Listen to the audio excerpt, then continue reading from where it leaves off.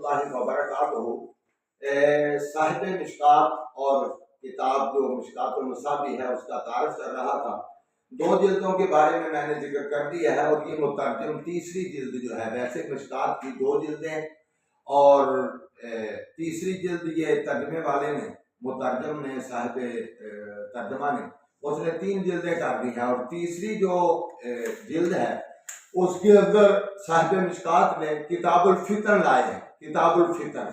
اور کتاب الفتن کے بعد انہوں نے ذکر کر دیا، میزان کا ذکر کر دیا، حوض کوثر کا ذکر کر دیا، جنت اور جہنم کا ذکر کر دیا، محبوب علیہ السلام کے معجزات کا ذکر کر دیا، مناقب صحابہ کا انہوں نے ذکر کر دیا.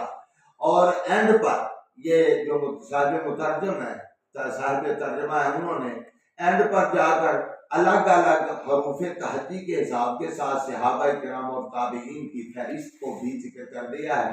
اللہ سمجھنے کی توفیق عطا فرمائے اور اللہ کریم اس کتاب کے ساتھ بھی محبت عطا فرمائے.